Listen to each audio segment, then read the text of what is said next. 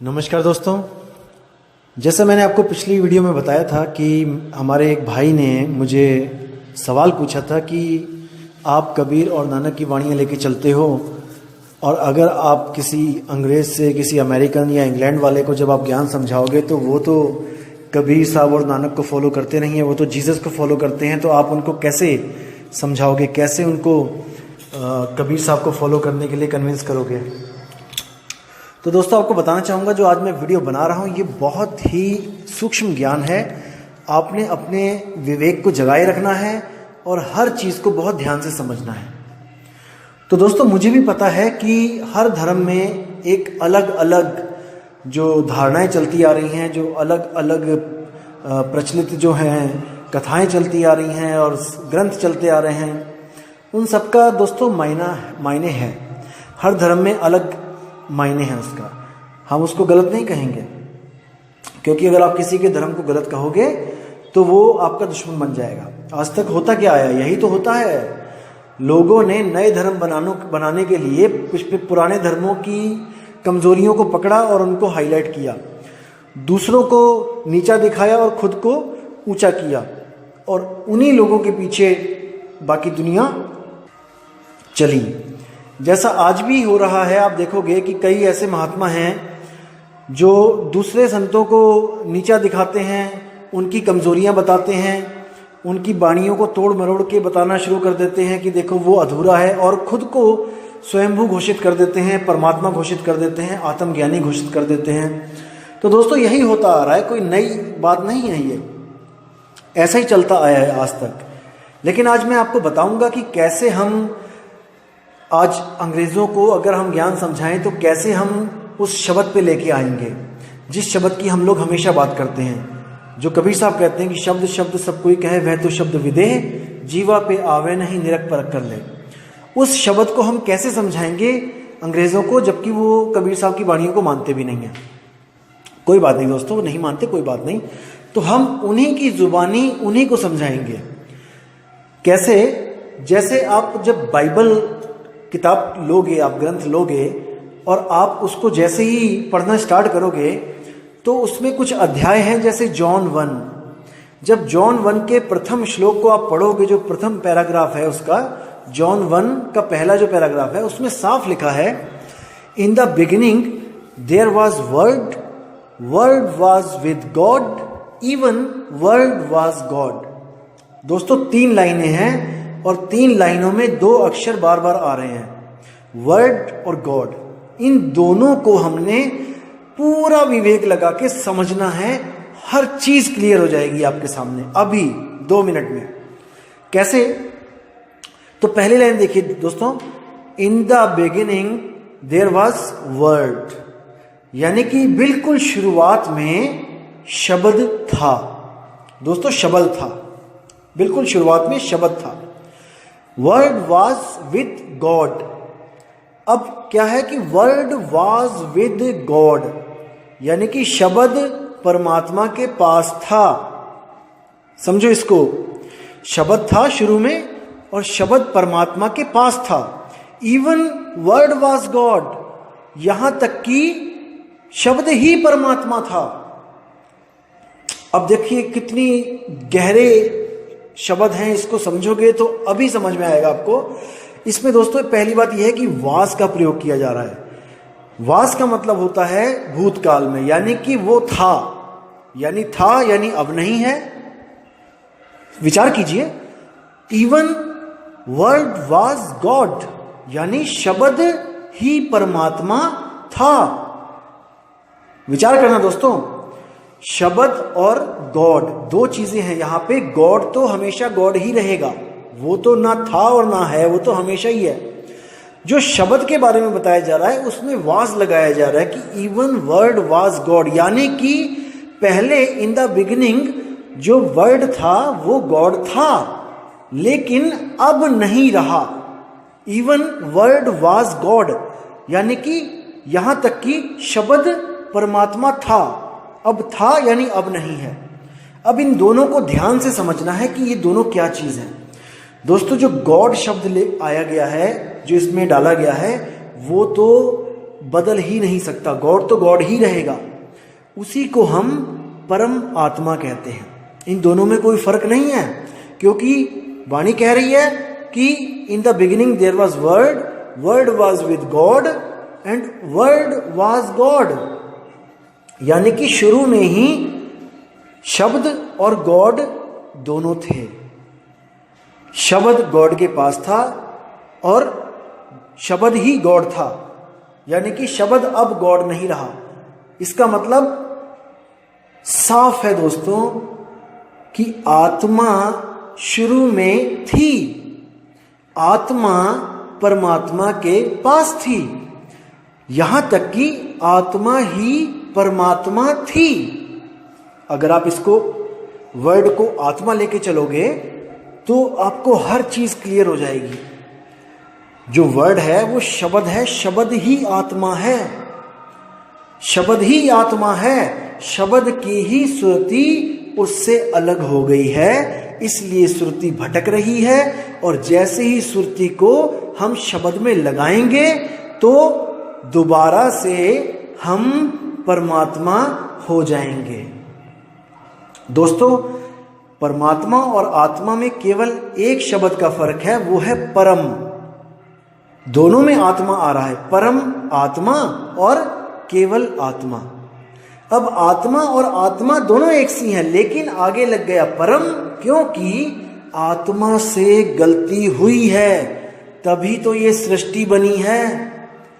परमात्मा से गलती नहीं हुई है, इसीलिए वो निर्बंध है, विदेह है। आत्मा अपने जाल में खुद फंसी है, देह रूप में। आत्मा की सुरति देह में फंसी है। सुरति को शब्द में वापस मिलाओगे तो वो दोबारा से परमात्मा हो जाएगी। तो जितने भी अंग्रेज हमें मिलते हैं, हम उनसे वर्ड की बात करते हैं, और जब ये पैराग्राफ दिखाते हैं तो उनके पास जवाब नहीं होता है कि हु इज वर्ड।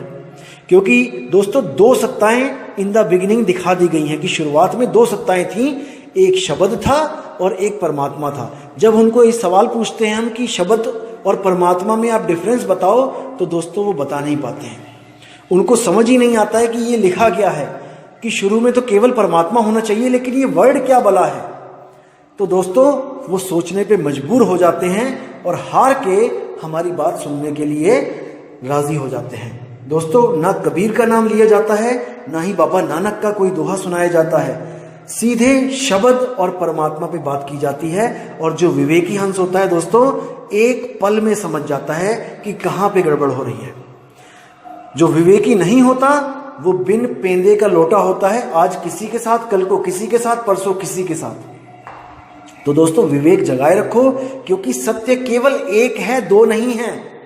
कई लोग मुझे मेल करके कहते हैं कि आपकी बातें और एक और स्वयंभू कोई बना हुआ है, एक महात्मा बना है, उसकी बातें एक सी लगती हैं। जब आप बात करते हो कि किसी लोक में नहीं जाना है, तो भाई मैं फिर बोल रहा हूं कि दो सत्य नहीं होते हैं। हमारी और उनकी बातों में, सत्संग में आपको फर्क जरूर मिलेगा। आप एक एक वीडियो को अच्छी तरह ध्यान से देखिए, इनको समझिए, क्योंकि आप ही अपने आप को समझाने वाले हो।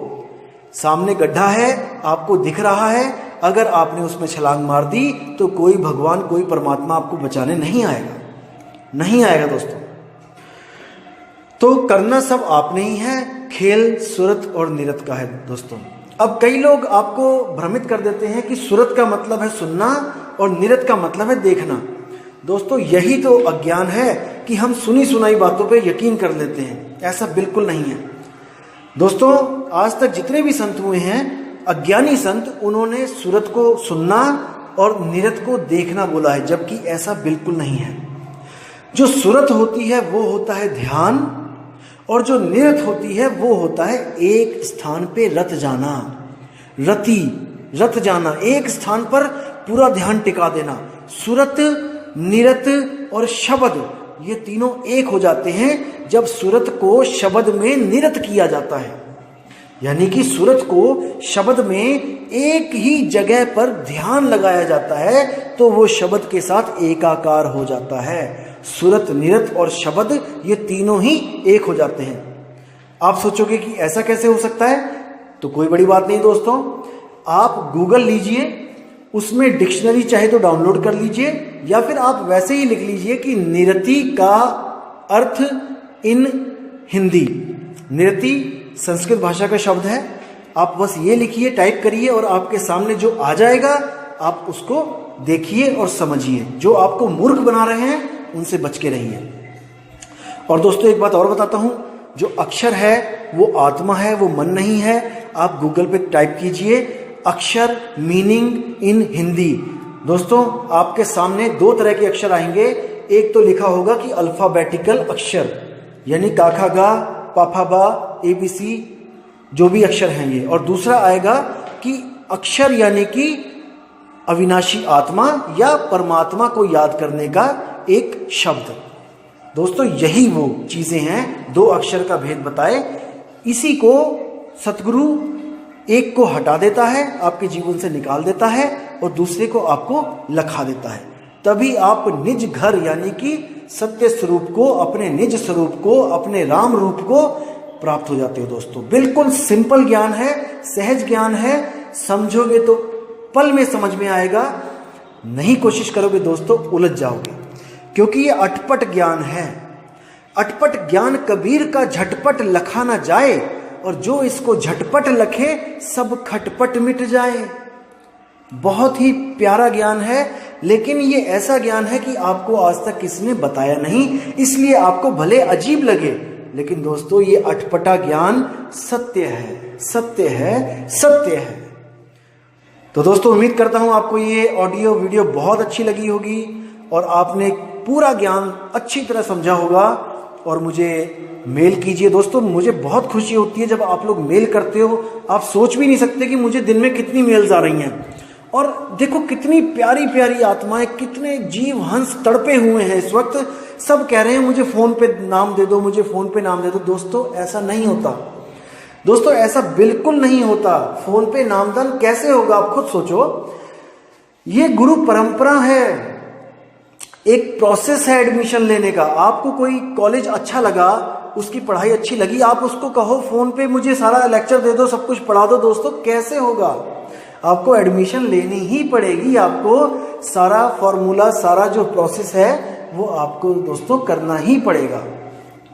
बाकी गुरु की दया होती है, गुरु की मौज होती है। मैं गुरु जी से एक बार जरूर पूछूंगा कि क्या हम ऐसे फोन पे नामदान दे सकते हैं किसी को।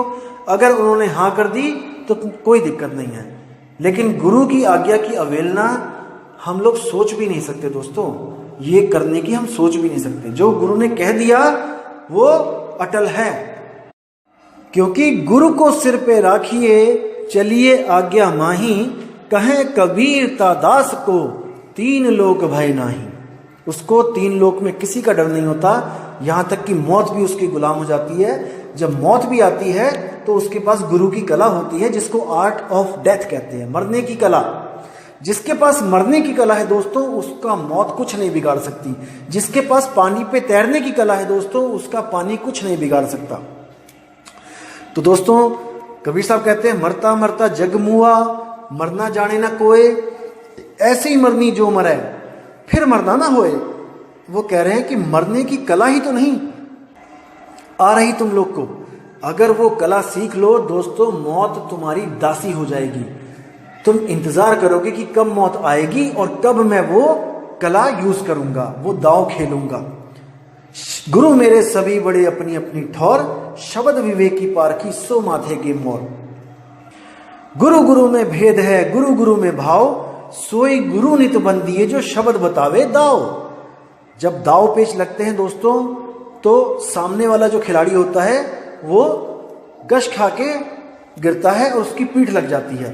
तो हमारे जो सामने है, जो हमारा प्रतिद्वंदी है, वो कौन है? वो काल और हमारी मौत है। उसी को काल कहते हैं, उसी को मौत कह देते हैं। तो इससे पहले कि मौत आ जाए, आप मरने की कला सीख लो दोस्तों। आपका वो कुछ नहीं बिगाड़ पाएगी और आप हमेशा के लिए अपने विदेह स्वरूप में आ जाओगे। इस देह और इस मन को त्याग के अपने निज स्वरूप को प्राप्त कर लोगे। तो दोस्तों अब विदा चाहूंगा मैं, और आपके सामने एक नई ऑडियो वीडियो के साथ बहुत ही जल्दी आऊंगा। और आपको कुछ और भी मैंने वाणियाँ बतानी हैं जिसमें संतों ने आत्मज्ञान के बारे में खोल के बताया है। बस आपको ज्ञान होना चाहिए कि संत ही हमारी आत्मा है। संत हमारी आत्मा, हम संतन के जीव, और संतन हम में रम रहे ज्यों माखन में घी। किसी भी संत के लिए, आज के संतों की बात नहीं कर रहा हूं मैं, बाबा नानक, कबीर साहब, रविदास जी, संत भीका, संत पलटू, मीराबाई और जितने भी ये हमारे भक्ति युग के जितने भी संत हुए हैं दोस्तों, ये सब आत्मज्ञानी संत थे। इनको कोई भी गलती से अधूरा ना समझे। और जो इनको अधूरा कह रहा है अभी उसको पढ़ने लिखने की जरूरत है। अभी वो कक्षा 1 में भी नहीं है, आध्यात्मिक ज्ञान में वो कक्षा 1 में भी नहीं है, वरना वो कभी भी संतों को मूर्ख या अज्ञानी कहने की हिम्मत नहीं कर सकता था। लेकिन छोटी बुद्धि होने के कारण उनकी वाणियों को वो समझ नहीं पाया और जल्दबाजी में उसने गलत स्टेप उठा लिया। तो दोस्तों, ऐसे लोगों से बच के रहना है और अपनी बुद्धि, अपने विवेक को हमेशा जगाए रहना है। तो दोस्तों, मैं अब विदा लेता हूँ। साहिब बंदगी, जय गुरु बंदी छोड़ कबीर साहब, जय गुरु बंदी छोड़ मदन साहिब जी, जय गुरु बंदी छोड़ वैराग साहिब जी की सदा ही जय हो। साहिब बंदगी, सतनाम।